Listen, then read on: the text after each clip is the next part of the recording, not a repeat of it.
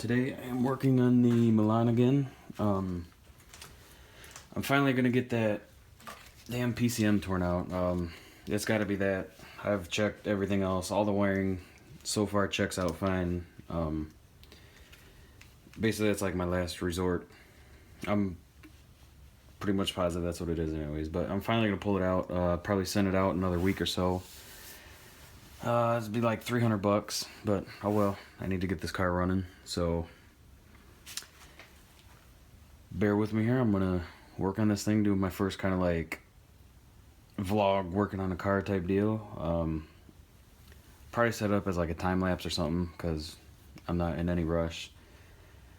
I'm not running any professional garage here. I don't have every tool known to man, at hand. I got my little toolbox full of tools and tools scattered everywhere. So basically what I got to do, I got to pull the battery out, which is garbage anyways. That battery is literally completely toast. I've tried to condition it.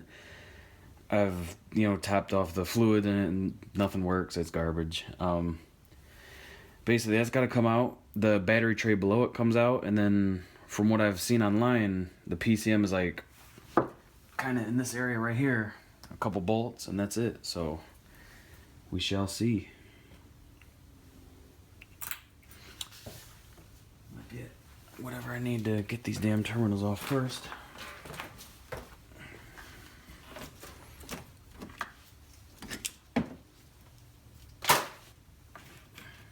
That's a little tiny one. I'll just use these. Probably gonna replace these terminals anyways, all these wires. Do a little upgrade. Run some thicker wiring from the alternator up here, and then probably run a 0 gauge to the back. I'll go ahead and grab a tool. That's not. It's gonna take forever.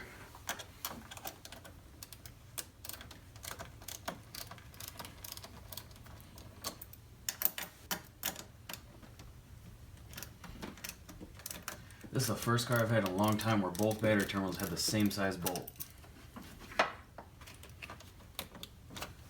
So go ahead and pull those off.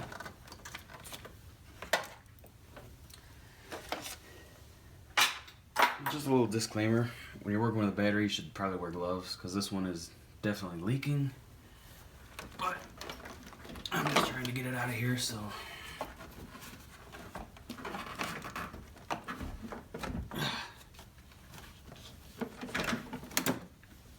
damn, that terminal's stiff. Okay, so yep, PCM is right here, this silver thing, so that's not too bad. Got a bolt right there, and then a bolt down here, and of course they're different sizes. Let's see what I got on hand.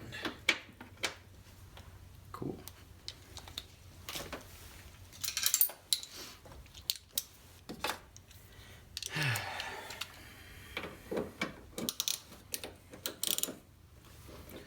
I'm almost wondering if this PCM has like some kind of water damage. It looks like it corroded or something.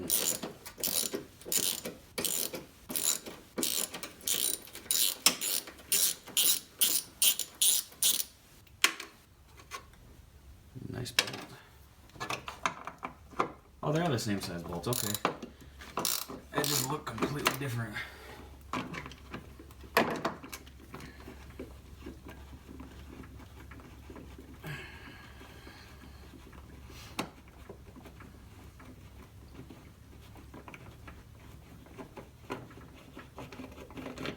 That one is long.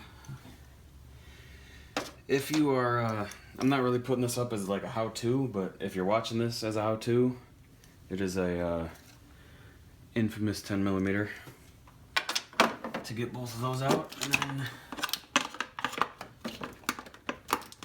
pretty much just comes out. It's got some wires like pressed into it, like those Christmas tree clips. And there we go. She is out.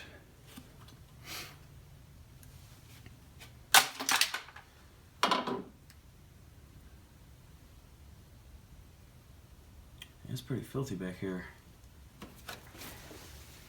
What if I got my air gun? I could just blow it out. Probably not.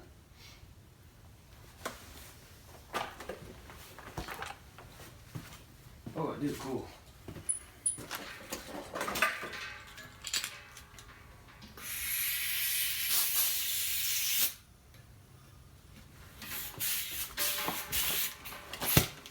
That leaks now.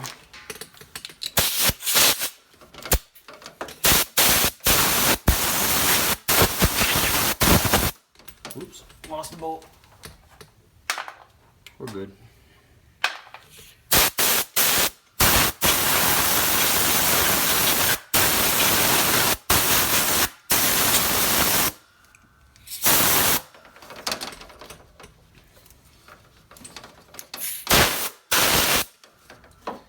I'm almost kind of wondering if, we'll pull my camera off here. I'm almost kind of wondering if, like, the old battery exploded or something. You see, like, all that, like, weird corrosion. That's not just, like, corrosion, you know, it's, like, some kind of acid or something eating it away. But, that's a PCM right there. It's got 4 bolts, 2 up top right there, 2 down below. These wire harness just basically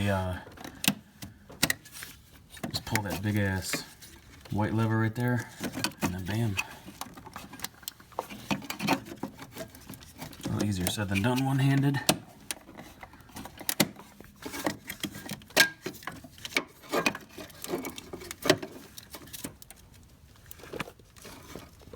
You can kind of see the bolt down there. One's like right behind this wire you see right there where my middle finger is. And the other one is like right where these are, but down there at the bottom. But yeah, that's when I'm down here, I'm probably gonna trace the wiring through there just to be safe too, but I'm like 99.999% positive that's what it is. Probably shouldn't play with that if that's battery acid. But yeah, I mean, even on 5 cylinders, this thing runs great. It fires right up. So I can't wait to get it actually on the road. Put the camera back in.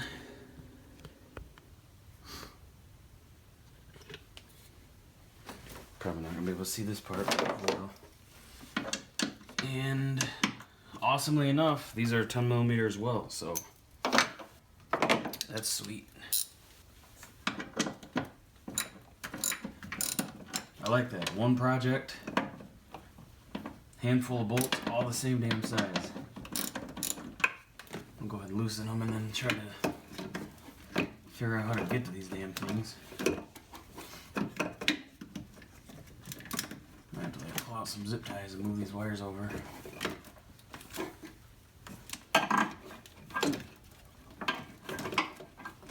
These wires are like so thick they don't want to like, or these harnesses, whatever you want to call them.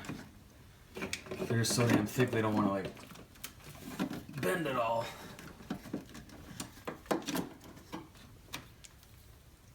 And of course I got a deep well socket. It's not making it any easier. I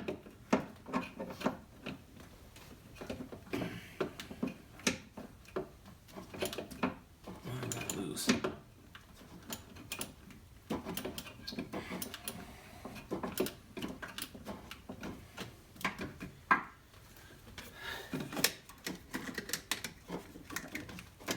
This other one's a pain in the ass. I can't even see it.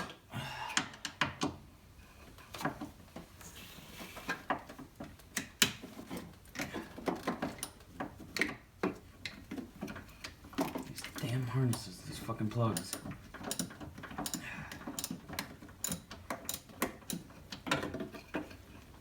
Okay, try to get that one by hand now.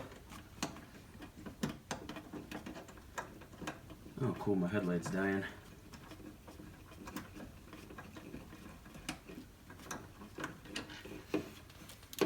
Yeah, it's not too bad. It's just an awkward ass position for a long bolt. So I got that one. I'll throw them all right in the damn battery tray.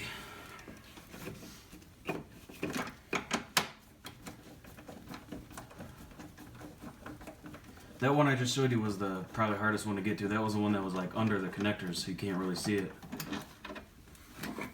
But it looks like they're all the same bolts. Come on, headlight, don't die on me now.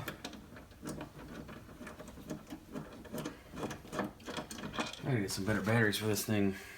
It takes the back here. I don't know if you can see it on my head. It takes those 18650s, like they use in the vape cigarettes or whatever.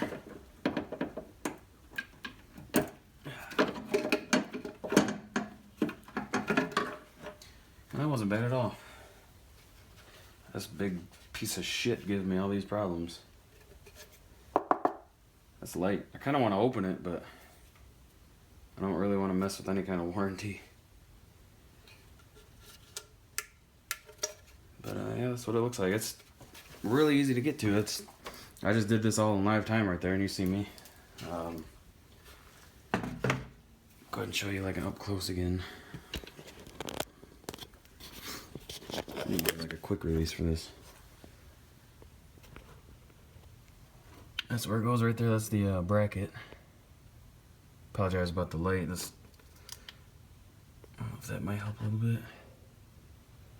That's where it goes. You can see the 4 bolt holes, and then I pulled this out. That little wire, that Christmas tree clip right there. I slid it out a little bit easier. But here's what it looks like. It's the size of my hand. Give you a little comparison. It's pretty small.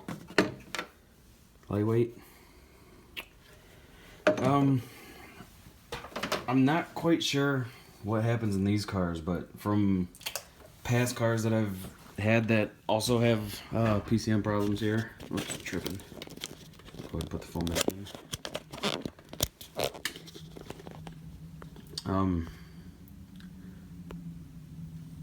Yeah, this thing does not like to focus that good with all this light.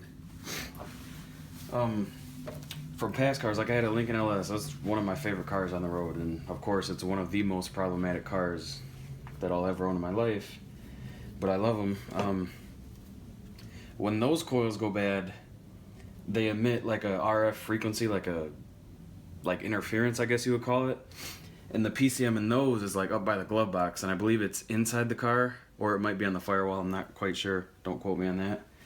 But when that back coil goes bad, because 8-cylinder, when that back one goes bad, the signals like damage the PCM, and then basically it'll just cause all kinds of chaos.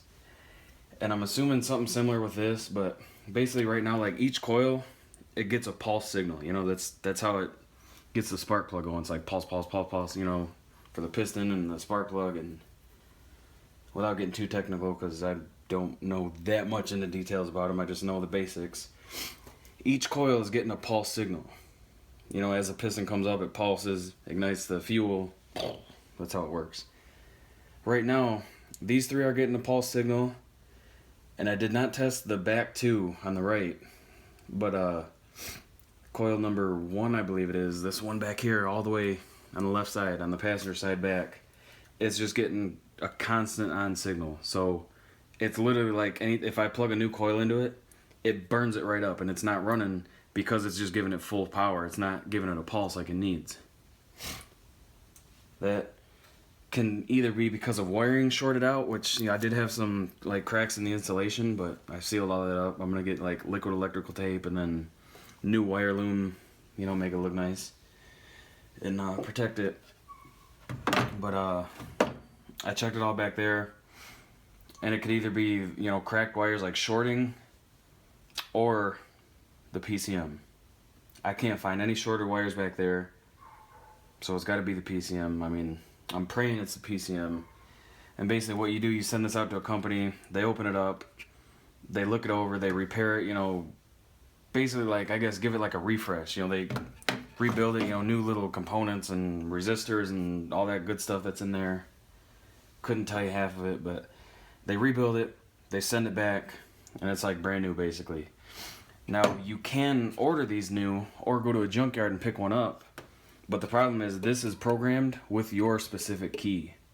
So if I went to the junkyard right now, got one that I knew worked, threw it in, plugged it in, when I go to start it, everything's going to turn on. But when I go to turn the key, it's not going to turn over, and it's not going to let me start it until I either A, tow it to like a locksmith or a dealer, or I pay them out the ass to come to me, and they plug their little computer thing in, and it sits there, sets up for like 10 minutes, and then they basically reprogram your key, and new keys if you want new keys at the same time, and then it would work. But I don't want to take my chances on another used one. Chances are it'd be alright, but I figure like this, I don't gotta pay, by the time I buy one of these, I gotta go to a random car, work out in this butt-ass cold weather, take it out, buy it.